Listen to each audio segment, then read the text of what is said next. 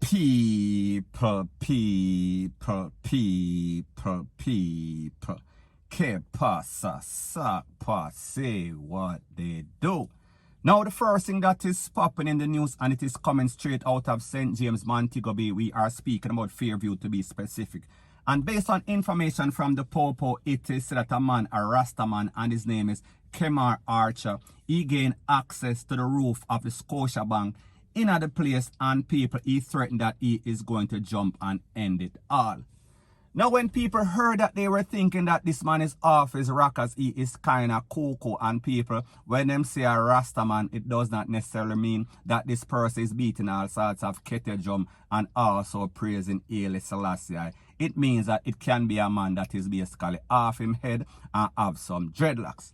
Now, people, when all of this was going on, persons were wondering, persons were pondering, what is the problem with this man? Why would he want to threaten and basically jump off and end it all? And people, it is said, based on information, it is said that this man was shot not too long ago by a soldier, and people, it looked like him take for himself and run and reach up on the roof of Scotiabank and threaten that he is going to jump. Now, people, when the fire brigade and the Popo came on the scene, they were telling him, they were trying to get him to come off the roof. However, people, he had one request, and people, this is the request. He wanted everybody to clear the scene. Therefore, he is not going to come down until the scene is clear of all the Jamaicans with all sorts of cell phone, rete, lele, blue, blah, bling. Now, people, if there is one thing that we know about Jamaicans, them love to use them cell phone. They like to put all sorts of stuff on social media. RE, we are talking about YouTube, we are talking about Facebook, we are talking about WhatsApp. So definitely his request was not granted. However, people, it is that the Popo and the fire brigade basically spoke to him and calm him down and tell him to come down off of the roof. Now, based on information, like I said, it is that he was conned up in the foot by a JDF soldier not too long ago. We are speaking about a couple of minutes or a couple of hours before he gained entry on top of the roof. So people, me don't know what happened. I don't know if this man is cuckoo. I don't know if this man is basically running from the law or whatever the case is. However, people, he had a very strange request. And he also said that he is going to jump. So people, we can only come to the logical conclusion that this man is mad, sick, him head no good, point blank and period. So anyways, people, that is my views on the whole thing as it pertains to that. And like me say, it is just my views and opinion. It is not the gospel. Your views and opinion can be respectfully different from mine. But let me know what you think in the comment section. Bless up. Now, before I move to the next part of my video, please subscribe to my next channel. It is called Jamaica Dancehall Source, and I'll be pinning the link to that channel in the description of this video. And also, please subscribe to this channel. And when you subscribe, please press the notification bell or icon, and also press all in the option. Now, people, the next thing that is popping in the news is that we see that there was a deadly 24 hours. We are speaking about Kingston. We are talking about all over Jamaica. And we are speaking about at least 9 persons got conned up. And out of those 9 persons, 6 did not make it. And the next 3, they were taken to the place of recovery.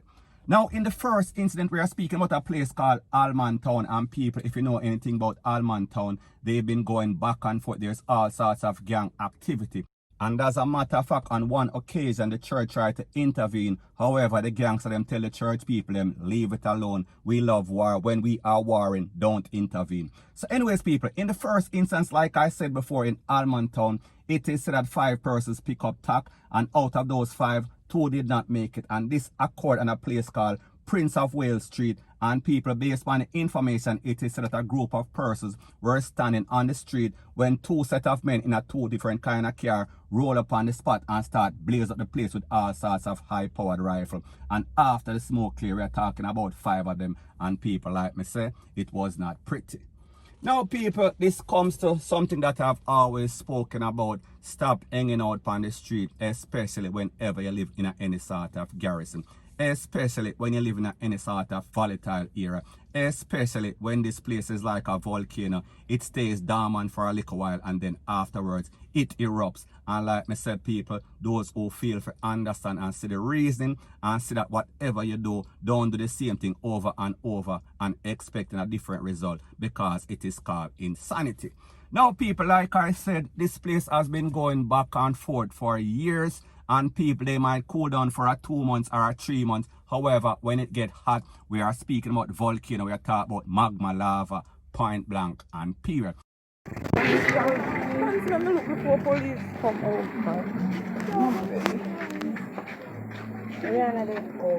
Oh God.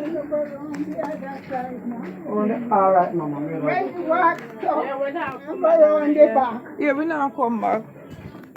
Oh God. Yeah, what? Go fire rate. But I am bother. I saw people in there. We are looking for police come. Thanks, I'm going to look. Thanks, I'm going to look. Oh God. Oh.